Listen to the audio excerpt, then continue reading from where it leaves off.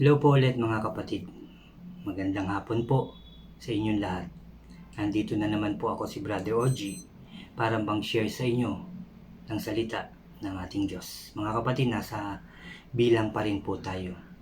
Pero kagaya ng ginagawa natin at sa tuwing kayo din ay magbabasa, mag-aaral, makikinig ng salita ng ating Diyos, mananalangin po muna kayo upang ito'y lubusan nating maunawaan. Samahan niyo po ako, mananalangin po tayo. Aming Diyos na makapangyarihan sa lahat, maraming salamat na naman sa hapong ito, sa araw na to, paligat sa iyong mga salita na ibibigay sa amin lahat. Buksan mo po ang aming mga puso't isipan upang ito'y lubusan naming maunawaan at maitatak namin ito sa kailaliman ng aming mga puso. Lord, samahan mo rin po ako, turuan at gabayan upang puro salita mo lamang ang lumabas sa aking bibig, O Diyos. Lord, inaangkin na po namin ang katagumpayan ng aming gawain ito. Pinupuri ka namin at pinasasalamatan sa tanging pangalan ng aming Panginoong Hesukristo. Lahat tayo ay magsabi ng Amen and Amen. At ito po ang aking channel.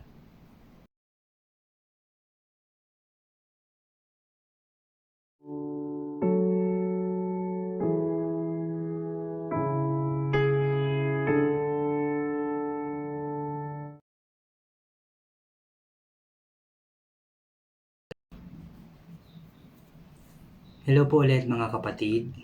Diyan po sa mga bago sa aking channel, huwag niyo pong kalimutan mga kapatid na mag-subscribe po kayo. Paki-like and share niyo po ang aking mga videos. Paki-click na rin mga kapatid ang notification bell para lagi po kayong updated sa mga bago ko pang i-upload. Salamat mga kapatid. Salamat po. Kahapon shinare ko sa inyo ang chapter 3 mga kapatid. At ngayon nasa chapter 4 na po tayo. Mag-umpisa na po tayo. Chapter 4 verse 1, ang tungkulin ng mga Levitang mula sa angkan ni Kohat. Sinabi ni Yahweh kina Moses at Aaron, bilangin at ilista ninyo ang angkan ni Kohat ayon sa kanilang angkan at sambahayan.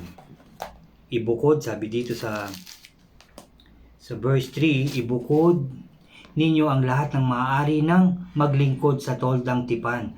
Ang mga lalaking may edad na 30 hanggang 50 taon, sila ang maglilingkod sa mga bagay na ganap na sagrado sa loob ng toldang tipan. So may nakaano naman mga edad na pwede na, sabi dito mga kapatid. Sabi dito 30 hanggang 50 taon maglilingkod para sa toldang tipan.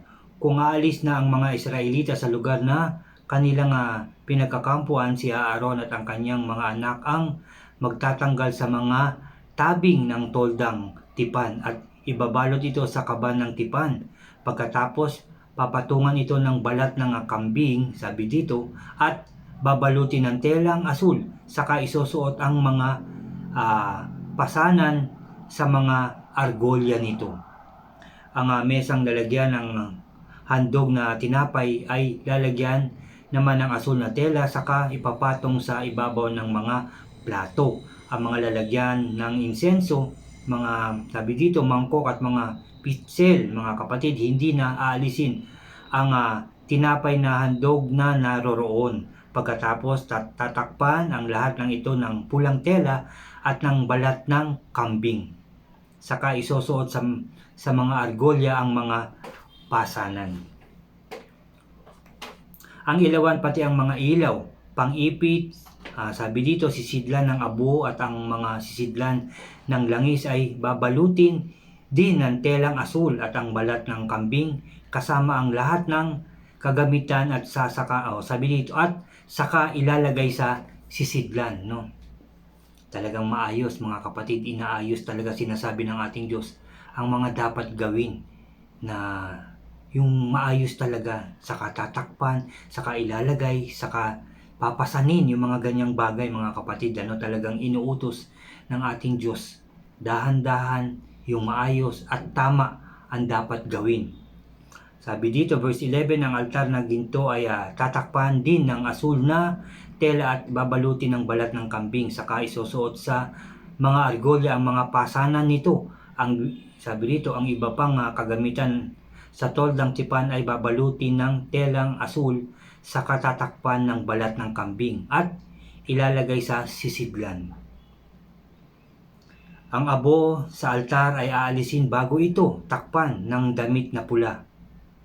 Pagkatapos ipapatong dito ang mga kagamitan sa altar tulad ng mga kawali, panusok, pala at palanggana. Tatakpan ito ng balat ng kambing saka isusuot sa argolya ang mga pasanan nito.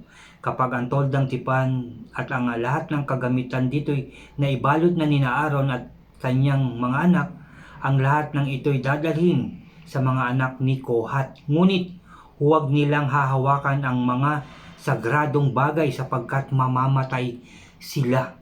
Huwag nilang hahawakan ang sagrado, mga kapatid, ng mga bagay na yun. Sabi dito, ngunit huwag nilang hahawakan ang mga sagradong bagay sapagkat mamamatay ang sinumang hahawak sa mga sagradong kagamitang ito. Ito ang mga tungkulin ng mga anak ni Kohat tuwing ililipat ang toldang tipan. Basta nakabalot yun, mga kapatid, hindi mo pwedeng alisin. Tanggalin dun sa pagkakabalot na yun. Sabi ng ating Diyos, pag nahawakan mo yun, yun ay ikamamatay ng ngahawak, mga kapatid. Sabi sa verse 16, si Eleazar na anak ni Aaron ang mga ngalaga sa langis para sa ilawan, sa insenso sa karaniwang handog na pagkaing butil, at sa langis na pantalaga. Siya rin ang mamamahala sa buong toldang tipan at sa lahat ng kagamitan nito. Si Eleazar na anak ni Aaron. Sinabi ni Yahweh kina Moses at Aaron, huwag ninyong pababayaang mapahamak ang sambayanan ni Kohat sa pagsapit, sabi dito, o sa paglapit, mga kapatid nila, sa mga ganap na sagradong kasangkapan para hindi sila mamatay. Ituro sa kanila ni sabi dito, ituturo sa kanila ni Aaron ang mga anak nito kung ano ang dapat nilang dalhin at kung ano ang dapat nilang gawin. Ngunit huwag na huwag, sabi ng ating Diyos. Ulitin ko lang ang verse 20. Ngunit huwag na huwag, sabi dito, silang papasok upang tignan kahit sandali lang ang mga sagradong bagay doon sapagkat tiyak na mamamatay sila sa sandaling gawin nila iyon. Bawal talaga. Kung hindi ka karapat dapat o hindi sinabi ng ating Diyos na ikaw ang pupunta roon, hahawak at titingin, hindi mo dapat gawin, mga kapatid. Dahil sabi nga rito, ikamamatay mo yun at ikaw ay mamamatay. Yan ang sabi ng ating Diyos, mga kapatid. Verse 21, tungkulin ng mga Levitang mula sa lahi ni Gerson. Sabi dito, sinabi ni Yahweh kay Moses, bilangin at ilista mo rin ang mga anak ni Gerson ayon sa kani-kanilang angkan at sambayanan. At ilista mo ang lahat ng lalaking maaaring maglingkod sa toldang tipan mula sa edad na 30 hanggang 50. Ito ang tungkulin ibibigay mo sa kanila.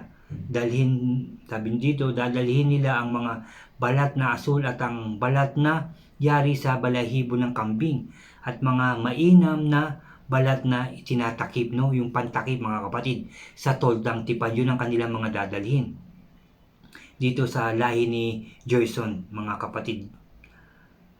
Sabi pa dito, at ang mainam na balat na yun nga itinatakip sa toldang tipan at ang tabing sa bulwagan sa paligid ng tabernakulo at ng altar, ang tabing sa pasukan ng bulwagan at ang lahat ng kagamitan kasama nito. Sila rin ang gaganap ng lahat ng gawaing kaugnay ng mga bagay na ito.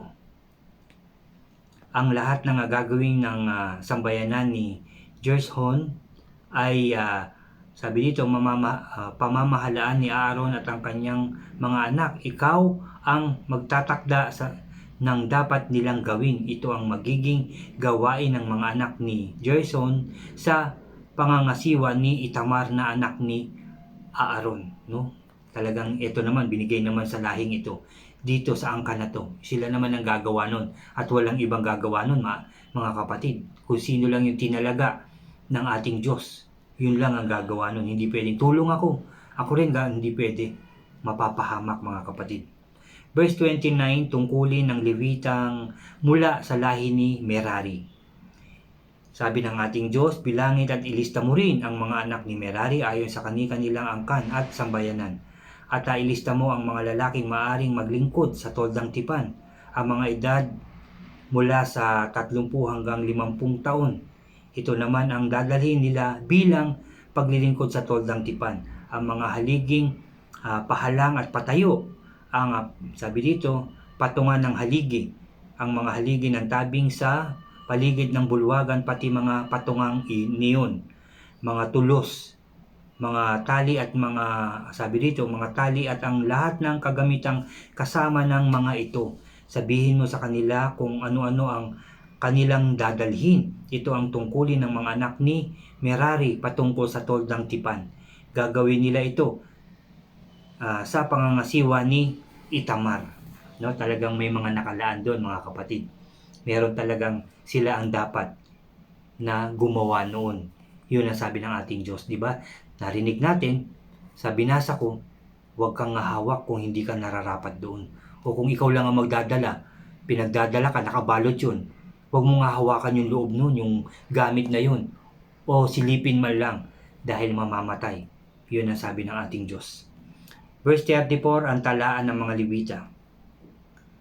Ang mga anak ni Kohat ay inilista, sabi dito, ni Moses at Aaron sa tulong ng mga pinuno ng Israel. Ang nailista nila na makakapaglingkod sa toldang tipan mula sa 30 hanggang 50 taon ayon sa kanilang sambayanan ay umabot sa 2,750. Ito ang bilang ng mga anak ni Kohat na naitala ni Moses, Aaron bilang pagsunod sa utos ni Yahweh. Ang mga ito ay tumulong sa paglilingkod sa toldang tipan, mga kapatid. Ang bilang ng mga anak ni Gershon ayon sa kanilang sambayanan mula sa 30 taon hanggang 50. Sabi dito, sa makatuwid ay lahat ng maaaring makatulong sa mga gawain sa toldang tipan ay umabot sa 2,630. Ito ang bilang ng mga anak ni Gershon na naitala ni Moses at Aaron bilang pagsunod sa utos ni Yahweh. Ang mga ito ay tumulong sa paglilingkod sa toldang tipan. Sabi pa dito, ang bilang naman ng mga anak ni Merari ayon sa kanilang angkan at sambayan mula sa 30 hanggang 50 taon, lahat ng maaaring makatulong sa gawain sa toldang tipan ay 3,202. 3,202. Ito ang bilang ng mga anak ni Merari na nailista ni Moses at Aaron ayon sa kanilang sambahayan. Sabi dito, bilang pagsunod sa utos ni Yahweh. Sabi dito sa verse 43, mga kapatid, inilista nga ni Moses at Aaron sa tulong ng mga pinuno ng Israel at lahat ng Levita. Sabi dito, makakatulong sa mga gawain sa toldang tipan. Sa makatuwid ay may edad na 30 hanggang 50 taon, ang kabuang bilang nila'y umabot sa 8,580. Umabot sila lahat yung makakatulong simula 30 years old hanggang 50, mga kapatid. Umabot sila sa 8,580. Ginawa ito ni Moses ayon sa inuutos ni Yahweh. At sila inatasan niya ng kanilang gawain. Mga kapatid, amen and amen. At yan ang katapusan ng chapter 4. Makikita natin talagang sinabihan si Moses at Aaron na ito ang gawin mo. Ito sa lahing ito ang ipapagawa mo. Ito naman sa lahing ito naman ang dapat mong ipagawa. At ito sa lahing ito, bilangin mo, ilista mo sila, at ang gagawin nila ay ito. Talagang, di ba, maayos, mga kapatid, di ba? Dito makikita natin, maririnig natin, mapapag-aralan at mababasa. Gusto ng Diyos ang kaayusan. Gusto niya maayos lahat. Pag sinabi niya, ito ang gagawa, ito lang. Walang dapat ibang tutulong, mga kapatid. Itong lahi na to ang hahawak para sa ganitong bagay. Ito ang bubuhat. No? Pagka may sinabing, kami kaya pwedeng tumulong, so hindi pwede. Kasi nga sinasabi ng ating Diyos dito na ito lang na lahing to, ito lang ang bubuhat dyan, ito naman yung angkan ni ganyan, ito naman ang magdadala ng ganito. Huwag sisilipin, huwag hahawakan mismo, Basta doon lang sa nakabalot na yun, buhatin mo yun, ilagay mo yun ng maayos, mga kapatid, at huwag titignan. Huwag sisilipin dahil mapapahamak at sabi nga dito, mamamatay ang sino man sumilip at humawak ng mga bagay na yun. No? Dito nga ulitin ko lang mga kapatid, gusto ng ating Diyos ang maayos na buhay. Kung ano yung sinabi niya, yun ang dapat natin sundin para hindi tayo mapahamak. Yun ang tinuturo talaga sa atin. Ngayon, sa nangyayari din sa atin mga kapatid, pandemic, may mga bagyo, sinasabi, di ba, yung pagpapalit na yung sinasabi nga climate change mga kapatid, sinasabi na magiging mas matindi pa ang init sa mga susunod na taon mga kapatid.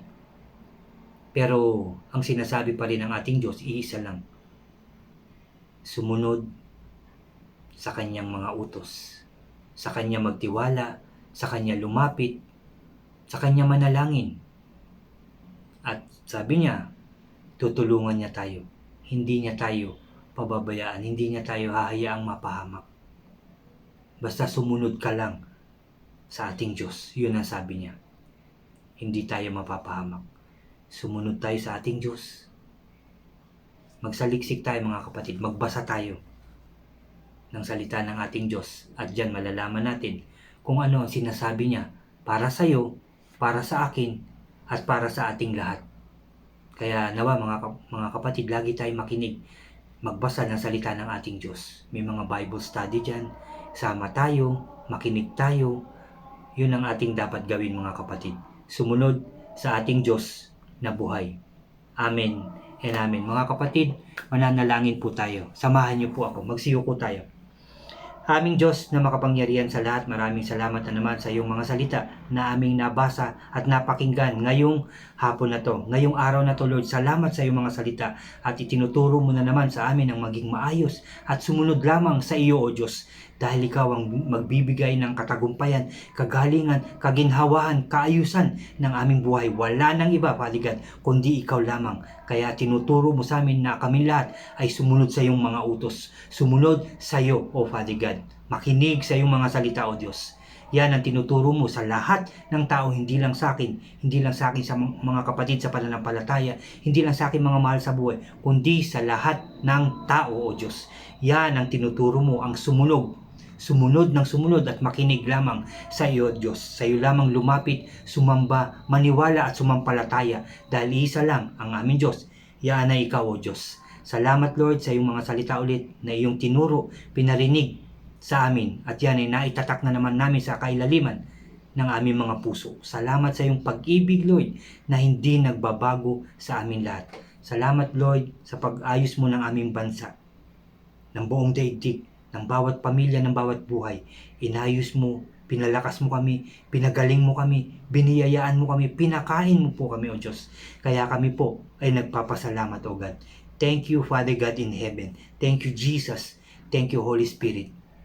Tagumpay namin, sunod-sunod, Father God. Salamat po. Alam namin kung gaano mo kami kamahal. Salamat, Father God, dahil kami susunod sa iyo.